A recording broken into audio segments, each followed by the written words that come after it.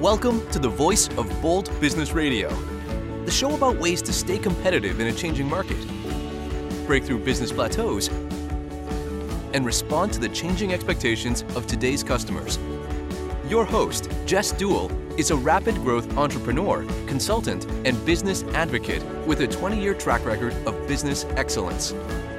She candidly discusses how to achieve your growth strategy and realize your company's unfulfilled potential. Now, here's Jess. This is program 224, Grappling with Product Positioning. Today, we're talking with Laura Pence Atencio, an international marketing consultant and trainer. She is the host of Social Savvy Geek Show and a social media influencer. Laura has a gift for creating order out of chaos. This is really true. Yes. And she uses that gift to fix broken sales funnels, launch new podcasts for speakers, authors, and podcasters who are high-ticket coaches and consultants. Now, here's the thing. Laura and I know each other, and when we get started talking, we can't stop, can we, Laura? No, it's true. So we learn from each other and we have a good time. So welcome to our conversation. And after you listen to the show, use hashtag VBB Radio to join in the conversation, because there is room on my left and there is room on my right, as well as Laura's left and right, to continue this conversation and really take this to the next level. Because product positioning is one of the seemingly most straightforward parts of business, yet it's really an elusive thing to most of us, isn't it? And so with that, Laura, I just want to know. Okay. You know, one thing that you said a couple of times over our conversations, it comes down to this concept that marketing is really an experiment. It has a beginning and a middle and an end, but it's always changing and it's never finite. It's absolutely true. There are systems and processes that you can follow to give yourself a great chance of success from the beginning. But until you put your baby out live into the world, you don't know if it's going to walk. You don't know. It's always an A/B test. And so what you do is see what worked, what resonated, and what took hold, and then tweak the other parts. And then once you figure that out, there's always something to change or tweak to make it better. It's kind of like your website. It's just never finished. And when we look at it like an experiment, some of us might take a little bit of the weight off. This concept of, I don't have to get it right the first time because it's always changing. It's really an Edison situation. Like if you fail, you just found one way it doesn't work and you continue on with your learning. And sometimes the learning is that what you want isn't for the audience you're trying to present it to. So you need to shift your audience. Or what you have is exactly like you found your audience, but what they want from you is something different. And both of those, there's this whole thing that I talk about changing customer expectations. Mm-hmm. And there's an element of that of just finding out the expectations first. Well, often I find that your clients or your audience sees in you something you don't see yourself. And they're like, but we want your genius. Give it to us. And people get stubborn. They're like, no, this is what I'm going to do. And this is how I'm going to do it. And you can do that. Or you can give people what they want to pay you to have. And usually it's kind of somewhere in the middle. Like I'm not saying that you should let the world dictate to you who you are and what you should do. But if somebody that is looking at you sees exactly who you are before you do, perhaps you might want to pay attention to that. Well, whether you call it genius, whether you call it gift, whether you call it, whatever it is that you call it, you're right. Sometimes what we think is what we're bringing to the table that is the most powerful isn't. And business just evolves over time. I mean, I started out, I was a financial advisor, lost that job, but I was asked to speak about social media and train people and how to do social media because I was closing leads. And they're like, how are you doing that? So I started speaking about it and teaching it. And then once I became a social media advisor, as it were, and started running people's campaigns, they would come to me and say, I want social media. And then I realized over time what they needed wasn't what they wanted. What they needed was a funnel. What they needed was an email series. What they needed was a way to get someone from awareness to the telephone. And social media wasn't going to do all of those things for the amount of money in the timeline that they had in mind. That was not the right answer. It was part of the answer. Part of the answer. It is. It is part of the answer. And there are so many other elements of this. Although, people think, oh, I'll just put it on social media and it will work. I mean, large companies say this. I'll just put it on social media and it will work. Well, sure. If there's a community, sure. If there's a following, sure. If those things, all of those things are never instantaneous. And so it makes me think about this concept of, positioning. So we have this thing. We know we're going to be experimenting with, is it the right thing for these people, or do these people see something in you that's different and they want that instead? And our awareness to look at that is incredibly important. At the same point in time, we also have to look at what our competitors are doing. How do we understand what our competitive advantage is? And is it a great place? And I know a lot of people these days that are small to medium enterprises, they don't want to talk about being competitive, which is kind of an interesting dichotomy, because when you get business, somebody else doesn't. Right. When you don't get business, somebody else gets that business. So yes, there may be enough for everybody to have what they want, but if somebody else is taking what you consider to be the ideal client, the person that you can serve the most, you're not serving yourself by not looking at the competitive advantage. I wanted to try and get one more negative in there just to see if I could do it. Well, in that case, it's mostly a matter of getting in front of the right people, because if you're competitors with someone, which peers and competitors, really are the same thing. It just matters, do you get along with them or not? If you don't get along with them, they're competition. If you get along with them, they're peers. And you can be both.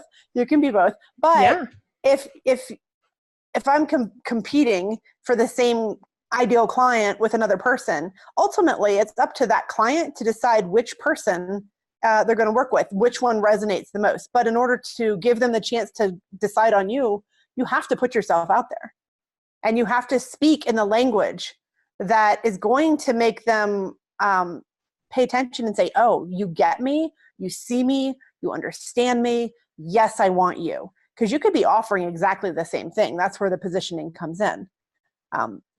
But it's not necessarily a matter of one or the other. It does come down to personality in small business. It does. And I have a perfect case study of that. My very first business.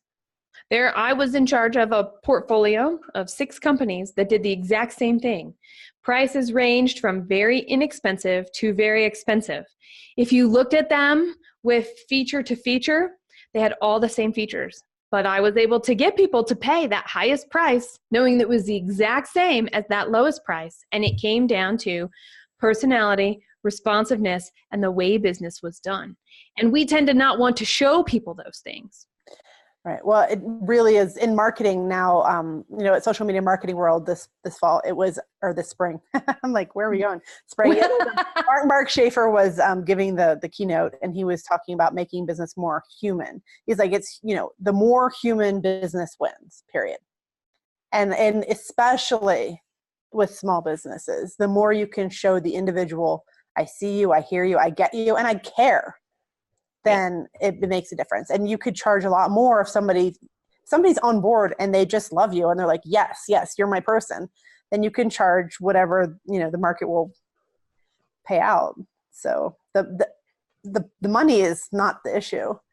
Right. If when people say the problem is time or money, they're just not committed. Money is not the issue, really. Not to the people who see the value and want that value, and it fits into their role and responsibilities and helps them achieve what they want to achieve. That comes down to what's between our ears. Yeah. So I'll give people timing a little bit. Like, there are legitimate situations where it's not the time or the money, it's the timing. And it depends on what's going on, whether it's an excuse or a reason. Yeah. And so let's talk about that. Tell us the difference between an excuse and a reason. Well, an excuse is, I'm too busy right now. My kids are in school. My kids aren't in school. whatever life situation is going on. Whereas a reason is my daughter's getting married next month. I'd like to start the month after that. Or my husband died in September. I'm taking a pause for 3 months. I'll be back in January. There are life happens, and it's a major thing. You could say, look, I need this time, and you set a deadline on it, and you say, here's when we're doing it. Boom. But if you just keep trying to indefinitely push something off, it's like trying to quit smoking. There is never a good time. Life is always throwing things at you. Right. But when you have a full plate and your focus will be distracted by a major thing that has got a calendar date set to it, then you can work around that. And I know there are people who disagree with me on that, but I don't care. I don't care. Well, it's interesting to hear you say it. I say it differently. And I let people, I don't call people on their excuses, because my perspective on what is an excuse or not may be different for them to me, right? I'm like, whatever. You're right. There's no good time to start a diet. There's no good time to go to that new networking thing.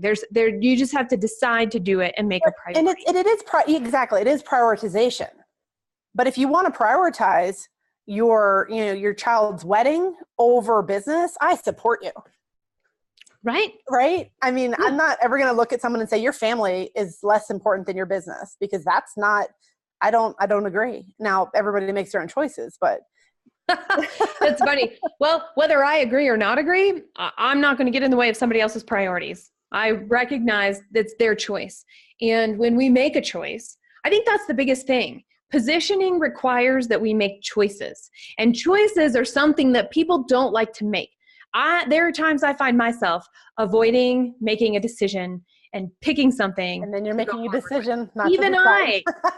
What'd you say? Then you're making the decision not to decide. Basically, which is a kind of an avoidance. And to me, that is the ultimate excuse, right? And that brings us to the next point, which is your biggest competition is not your physical competitor. It's inaction. So you're not most of the time in product positioning competing with another person who does what you do. What you're competing with is your ideal client choosing not to take action. Yeah. Well, so let's think about that. We're making these choices. We might be fearful and afraid and showing courage by going, we're going to make these choices. We understand that there's this thing that we're attempting to do and move marketing forward, launch a product, break through the next sales barrier for an existing product. And time can be on our side until it's not.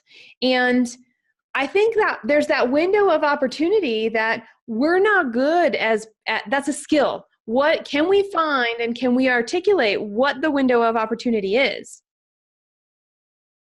Well, I would say that's why I help people with a marketing calendar so they can plan out their launches and their strategies and when they're going to do things, when they're going to launch them, how they're going to fit their marketing and business goals together. But it doesn't really work if someone hasn't talked to someone like you and have an idea of what their business goals are and what is the business time for that goal to be accomplished. So, right. Those smart, measurable goals. That's interesting. And I'm thinking about this. I don't think I've ever thought about this in this way. It's one of the things I love speaking with you about, because it's like, all right, we say this all the time, but it actually could mean this. Oh, and it does actually mean that too, right? Well, so let's talk about this window of opportunity.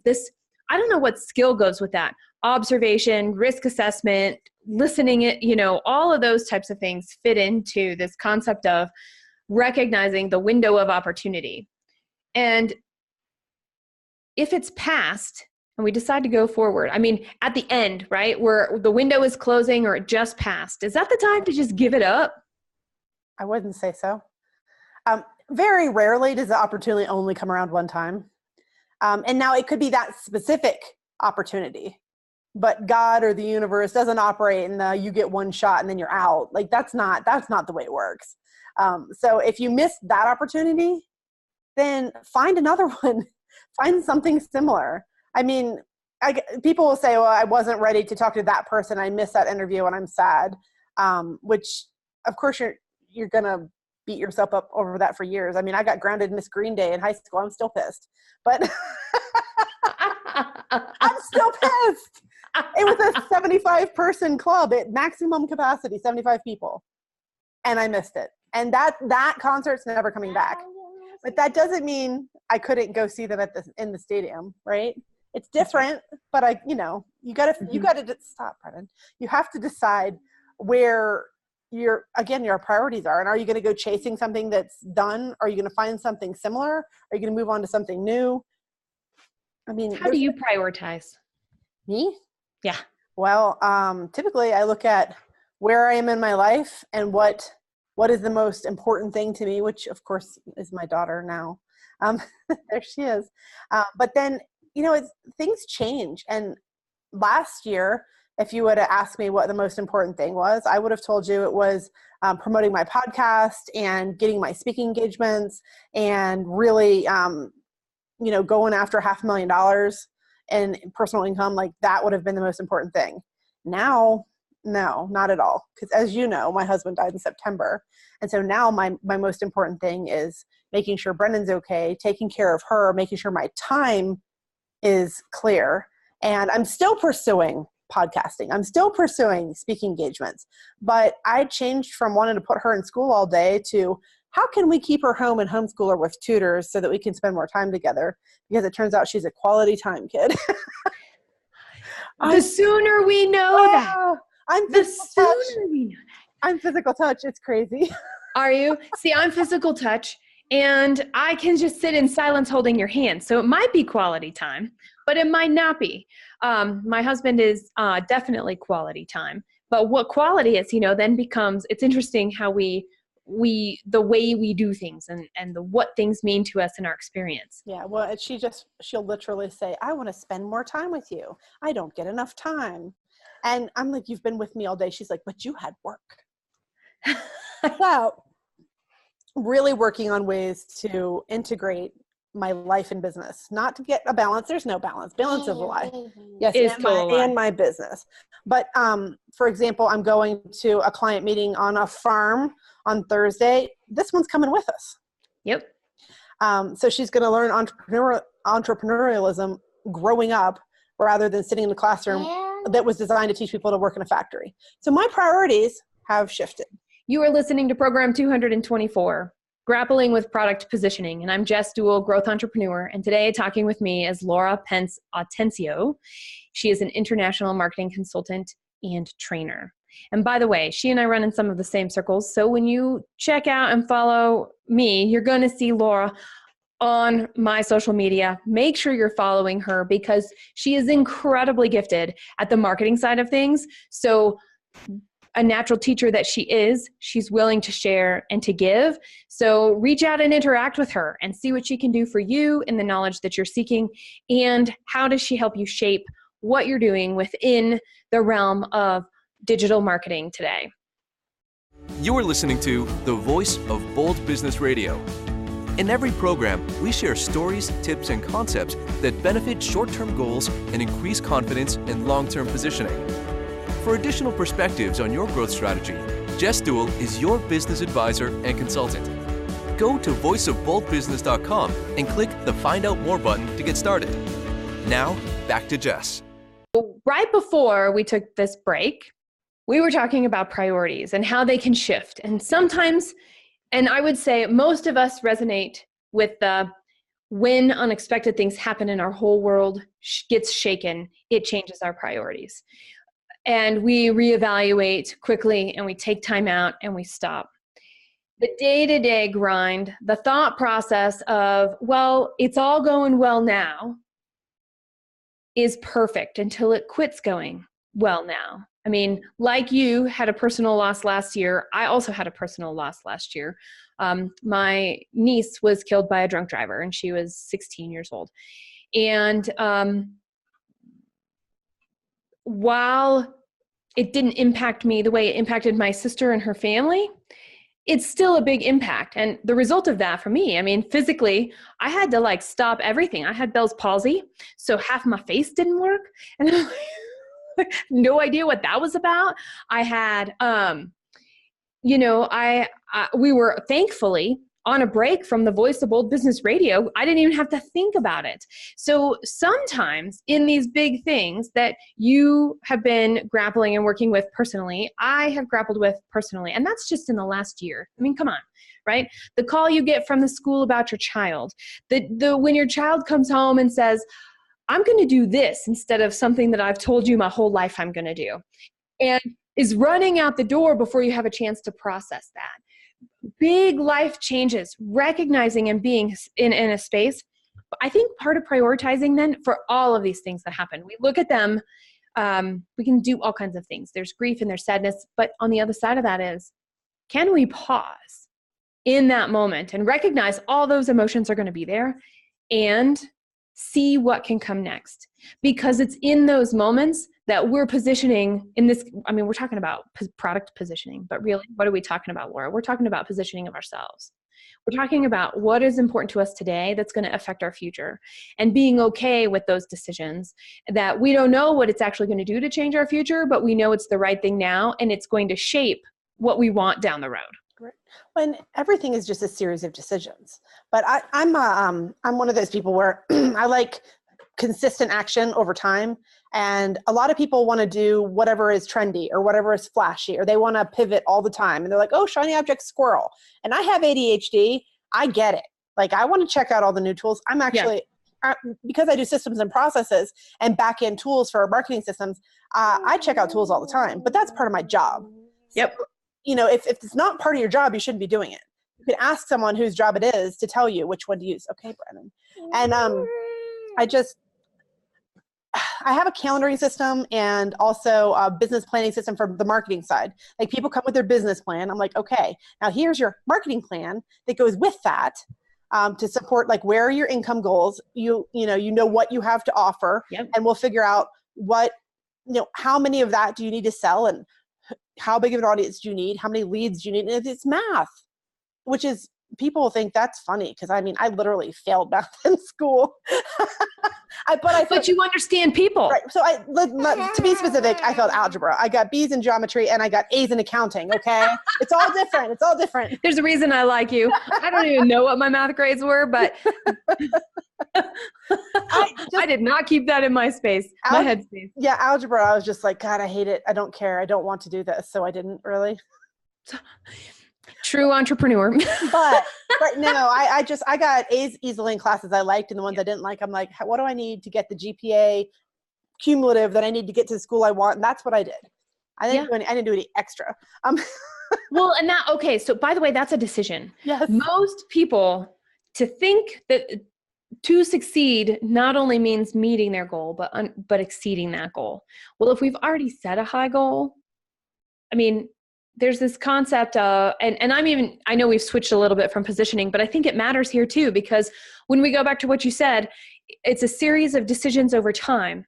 What ends up that compounding piece of that builds on each of those things is doing one of two things. It's doing the building part. We're on track to be able to recognize opportunity as we go. The other thing is it's eroding what we're attempting to do, and we don't recognize it. And then both have pros and cons. Yep. There's a lot of self-sabotaging going on. But the other thing about product positioning and positioning yourself, positioning your business, is that often you'll find people who are all in on one type because it's what they know. Yeah. It's what they know. And they're like, here's how I did it. Here's how you do it. There is no one right answer. Yeah. There are, many different ways that you could approach a business or a product or a launch. It comes down to, who are you? What is your personality? What can you actually sustain? And what will resonate with your audience? And if your audience and your personality don't match, then you're doing it wrong. Yeah. Like, you can't say, oh, I'm going to be a spontaneous, spur of the moment live video person who hops on, and you have a plan ahead audience. So, because I have friends who do the marketing and they just jump on and they're so exciting and engaging and they attract other people like them. It's fantastic. That does not work for me.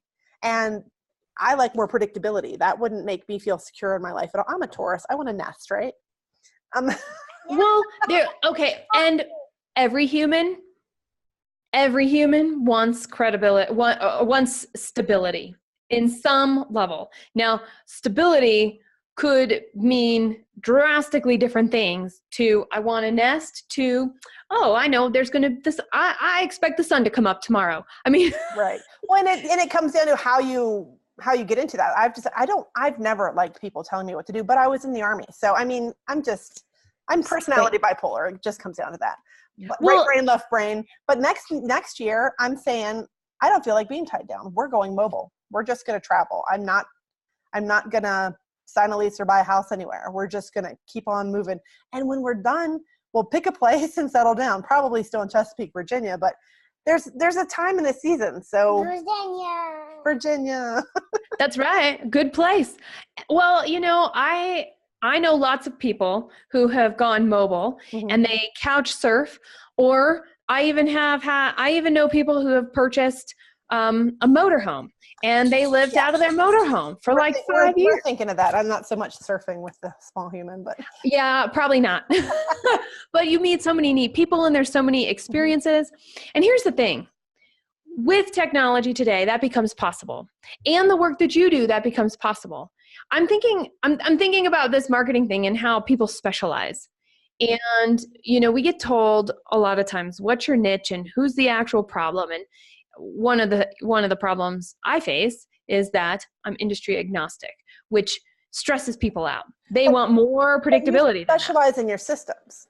That's right. So you can either specialize in your audience, which is what I do. I help these people, whatever they need in marketing, I help them with. Yep. Or you can go specific and say, I know my system. I know this. This is what I do, and this is how I do it, and it's for you or not. But you can't. Right. You have to pick one. You either have to be narrow in what you're doing or narrow in your audience. And you can be narrow in what you do and your audience. Which I do. That part's easy. Yeah. Narrow in what doing across many industry, allowing people to, because I would get bored. I mean, personally, me and the Red Direction team, if we specialized in an industry, we would get really good at it. And here's what I find. I find that the people that are really good in one industry, all their clients start to look the same. So I believe, going back to that position, that competitive advantage, that unique piece that will attract the right people to the product that's being offered, that is more important than, to me, and in my viewpoint, that is the most important, because if we dilute or lose sight of what each of that uniqueness is, we're not helping the marketplace at all.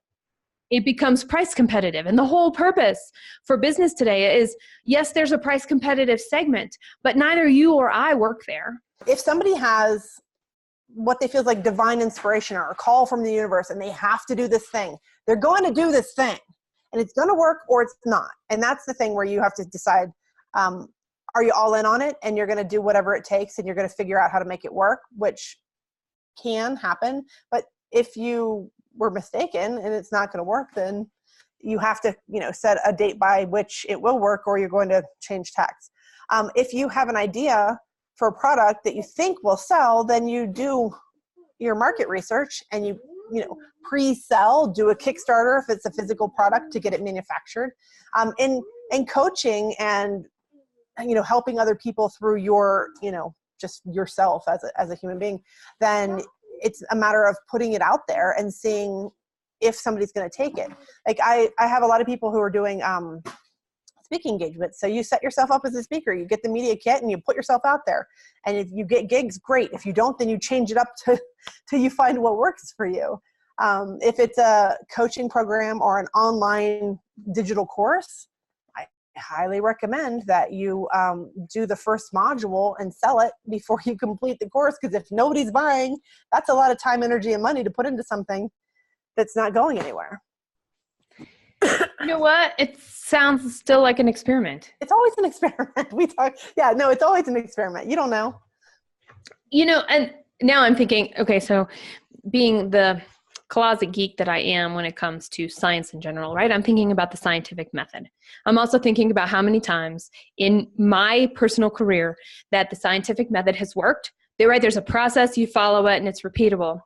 And then there's the times where it's not. What? but you need data. So if someone comes to me and is like, here, I have this historical data. Oh yes, now I can give you a good estimate of what your cost would be, how it might work, what that could look like, because you've got data to work with. If you come and you've never run a Facebook ad, I have no data. I can't give you, cost based on anything, because I could say, in your industry in a similar situation, there's a range, but it's a big range. But if you yourself create systems and processes to track your actions and your reactions and get the data, then we can predict with some level of accuracy what your results are going to be. How amazing. Okay. And so we need data, and it's how fast we want to get that data for us to have that data to continue to experiment. And, and I'm thinking about scientific journals and how things go and everything. You have to prove it. I have to prove it. The next person has to prove it. The next person has to prove it. It has to be proven longer than it took to discover it in the first place. And in the world of digital technology, sometimes that's too long. So that's where that window, I'm going to just kind of recap. That's where that window of opportunity is. Don't take too long to change and adapt, right? Especially when it comes to positioning, because as soon as that market share, it doesn't matter if you have all the clients in the world. It doesn't matter if you want to share and you have peers and instead of competition. There is a point of diminishing return that we must stay in front of. Yeah. Everything you do, you're either going to do unsure or flat scared. You just got to go. Because if you wait to have all the answers, you're going to miss the window. So some of that comes to capacity too, right? So here I am, a small business owner.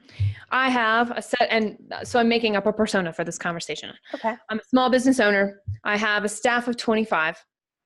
We are in an industry where it's typical for, let's say, 30 million annual revenues. And we recognize that our digital footprint, our marketing is a little behind the times. And we see that we have a window closing, right? By the way, this is every business that I've ever worked with. And right? I fit this too. So in a sense, I'm also in this group here. Mm-hmm. Full transparency, everybody listening, hashtag VBB radio, and just laugh at me. It's all good. I'm part of this. Where I'm going with this is, we know the window's closing. We're trying to take action. We may not have the data. And we go out there and we need to work with 5 people to have a complete plan of what we think the right plan is, what our board says we need to have, what the advisory team that we have put together to evaluate this says we have to have. And we don't have a big enough marketing budget to go to an agency, but we have a big enough marketing budget that we're still going to have to choose. We're going to have to be choosy, right? We can do some, but not all. How do we start thinking about prioritizing to, and what are some questions like, do we want to have 3 outsourced marketing partners? Do we only want 1? What are some of the things that we need to be thinking about specifically in regards to the end goal of a strong positioning with clients coming in to our sales funnel and closing and converting? Right. Well, first I do a cost benefits analysis of full-time employees versus an agency, because I own an agency and I can tell you a lot of times, not always, but a lot of times the agency is a better idea. But it depends. Again, this comes down to personality and company culture. Like, I've worked with people who they have to have their hand in it. They cannot outsource. It won't work for them. It's always going to be a struggle, and nobody wants that. Not an agency, not a business. In that case, having somebody from an agency who's a consultant come in and tell you the things that you need to do and help you get it set up and then train your employees possibly could be the right answer. It really just, again, you have to do the math. It's always math. And it comes down, I was so anti-math growing up, and now I'm like, it's all math. People come to you and you say, where's your data? And they blink at you. Oh my goodness. So I work primarily with speakers, authors, consultants who are, oftentimes they're entrepreneurs or coaches. So they're either business owners or they have a coaching business or something like that. The brick and mortars, usually we can figure out because they have historical data. Mm-hmm. And so if somebody has a traditional company, we can say, okay, here's the, let me talk to your accountant. Like, let's look at these numbers and we can figure out the math. But they can't tell me the average cost of acquisition. They can't tell me the lead cost. Half the time they can't tell me what is the average lifetime value of a client. They can't tell me where they're coming from. I mean, all the things that you would want to know. Where do they come from? How much are you paying? What's your conversion rate? I mean, I've got calculators, but I need numbers to put into them, which is why often it's more of a guess at first. I'm like, if you have, this conversion rate. If I had to pick one, okay, I'm thinking, because like you, I get a lot of links. Yeah.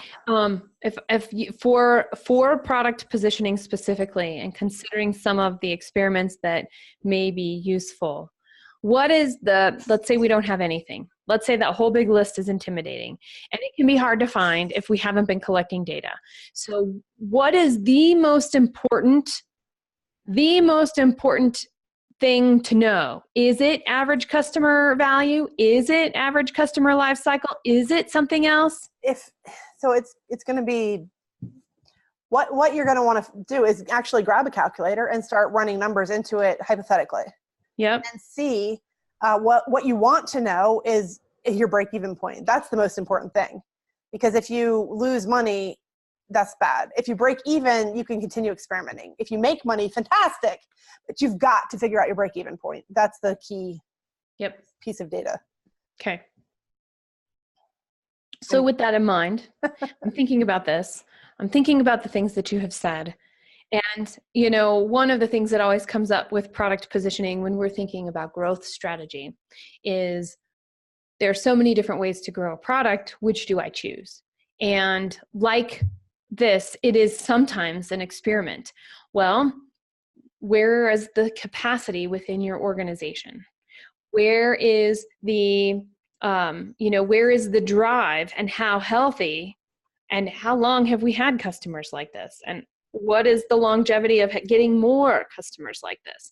Those are just some questions that are also not easy to get the answers to, are very thought-provoking, because positioning for today doesn't help us today. No, it doesn't. Positioning today helps us in the future. Right. And that's, I think, the piece that we've got to really recognize. So when we're running these experiments and we recognize it's the future, it is not tomorrow, people. It is, it's not today and it's not tomorrow. But how long is it, Laura? Right. Well, I was going to say, for the people in your example with the 30 million and the 25 employees, if you don't have the data to start with, you can send someone down to the library and borrow other people's data. Yeah. Because it's reported. You can ask for it and they will give it to you. Yes. So what you would want to find are people who are your competitors, which in marketing often doesn't mean your physical competitors. It could be your keyword competitors, but that's a whole other topic. But you can borrow the data. So how long to figure this stuff out? I don't think that you need more than a quarter before you act on any project ever. And then once you've started it, do you need a whole quarter to allow for results and data to come in based off of your research, to test your research? Yes and no. You should always be tracking and adjusting during that, because if you're losing money out, if you're bleeding, you got to stop it. But you could set thresholds for if this, then that. Like if this happens, we're going to do this. If it goes well, we're going to continue. Just set your budget, set your parameters. But 90 days is a good amount of time for an overall view of what's going on. People out there, this is the exact same process that we would use when we're talking about how do we communicate better. Give it time, practice. If you don't get the results you want, try something different. Don't wait until you're so frustrated that it's pointless. Right. Well, we repeat the system year after year. Everybody's like, oh my God, this marketing calendar, this launch plan, it takes so long. And I'm like, okay. But once you do it, the next time you do it, you clone it and make your changes and move on. And the longer you do it, the more traction you get, the easier it is, the more you know what to expect, the more data you have. If you're always starting from scratch, you're always starting from scratch. That's just stop. There's something to be said. People, okay. So let's bust this myth right here. Yeah. Right? This concept of a startup mentality is starting from scratch. This concept of the startup mentality is working a gazillion hours a week. The concept of a startup mentality has so many things, I'm not even going to list them. And I know the two that I chose, also people will probably get ruffled feathers because they're like, of course we have a startup culture. Good. And now what? Stop it. And now what? So when we think about that and we think about what's going on, is there an element of innovation or startup culture that comes into this concept of positioning with marketing? Or is it like, duh, and you finally just put a name to it? Well, of course, I mean, you always want to bring in at some point a new product line or something new to try, because otherwise we get bored. But it should be something that's in alignment with your business goals and makes sense. And why not take something to the next level instead of starting over? So, let's say you've got this product suite and you help people with a particular thing. How else can you help those people with that thing in another way? Is it online training? Is it a digital course? Is it sending somebody out to the company to do consulting? Like, what else can you add on that has to do with the same thing where you're already in your zone? I think people just try to be Amazon and do it all. That doesn't usually work unless you're first to market. I mean, right. Well, and Amazon wasn't always everything. No, they started with just books. With just books. And books, Right. but they got really good at it. And then like, okay, we'll add on this and we'll add on that. Mm-hmm. And they just we'll duplicate it here and we'll duplicate it there. Those are other core things that you've also shared. Right. Well, and the reason they got so good is because what they understand is the product funnel, or AKA the customer journey. They have become the master of knowing, if you bought this, you'll also like this, and we'll show it to you. So they're already doing what most marketers should be doing. I'm not talking about business practices, but marketing. Yeah. So, if you want to learn how to get someone into your shopping cart, go shop on Amazon and take notes. Research, take the time, go out there and see what's being done. Because here's the other thing. When we're talking about marketing specifically related to product positioning, if we show up and ask somebody to read a crystal ball, which means we have no information, we have no idea of what we want, we have no idea where we're going, and we want to be a sponge, some of that's okay. Yeah, but even if you don't know any of those things, I'm going to challenge you and say there are questions that you must have the answers to share with somebody so that together you can actually shape the right things. And it's not a crystal ball, it's a magic 8 ball. And there'll be some things that can show up that you can work with and play with some. Yeah. Well, every now and then you should check in on your peers or competitors and see what they're doing, what the industry standard is. Make sure you're not way out in left field. And if you're going to go out in left field, go out there. Right? Make a big Why deal not? of it. Like, either you're going to say, you know what, I think they're doing it wrong and we're going to do this, and you go all in on that. Or you say, are we off base and they actually know what they're doing? And you have to decide. Because it could be either way. And it is okay to be the one that stands out and is like, no, that's not how we're doing it. We're doing it this way. By the way, I've seen companies that were right to say we could totally do this and choose not to and fail when they were the only ones because they were ahead of the curve. They were doing something that would have created a little bit of disruption, definitely carved out market share, definitely carved out the opportunity to create staying power. So how will you do it? And by the way, you know how those people, you know how they got to that choice, even though they chose not to do it? They got to that choice by asking questions. When you're doing this, what are the problems that you're trying to solve? When you use my product, how is that actually helping you do your job? What part of your job is undone when you use my product? And that could be from cleaning the house to mowing the lawn to setting up a lemonade stand to whatever. So all the way up to what we're doing, all the way up to delivery, all the way up to Amazon. Yeah, well, then people often get straight to the, here's the problem I solve, and they go straight to the kill. But if you have a product like you were saying that leaves your house uncleaned, I don't want a house clean.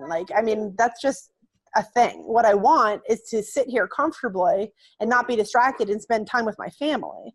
I don't care if the house is clean. I think I care that the house is clean, because if someone comes over, won't that be embarrassing? But what I really want is to have peace when my friends visit, or to have a good time with my family. It's not the clean house that is at issue. So a lot of times people in the positioning are just speaking to the wrong part of the problem. Love it. I think that's a key piece. So tell me, Laura, what makes it bold to consider allowing marketing to be an ongoing experiment? What makes it bold? It's easy to just forget about marketing, because a lot of times people will say, oh, well, my business is referral based and we've got a good referral stream. That's fantastic. What if that company that your referrals come from go out of business? What if the key person there dies?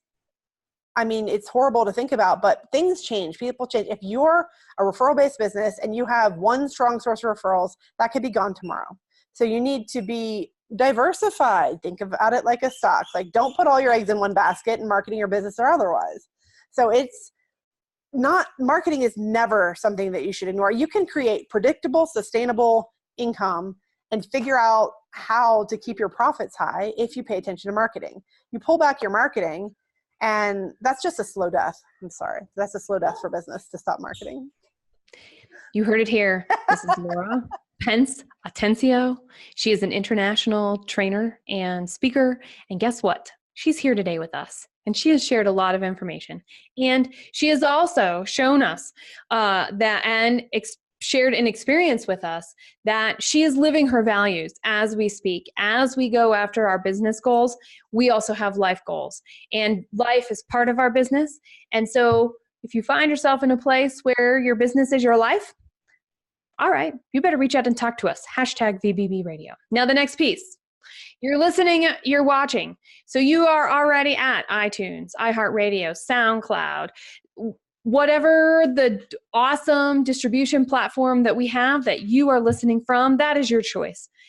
Before you leave, give us a rating. Tell us, how are we doing? What could Laura help you with? What could I help you with? What have you experienced? Because it's not only me and Laura's conversation. It is how we work together, your stories, and you adding your voice to the conversation that determines what active leadership looks like today for results to get to the success and achievement that you want. Program notes will be found at voiceofboldbusiness.com/P224. That's voiceofboldbusiness.com/P for program 224. We want to know, how do you grapple with your product positioning? The Voice of Bold Business Radio gives you insights about how to achieve your company's growth strategy. When you aren't seeing the growth results you want, it's time to get an outside perspective. To discuss your specific situation around growth strategy, work with us. Visit voiceofboldbusiness.com and click Find Out More. Special thanks to the Scott Treatment for technical production. Thank you for joining us.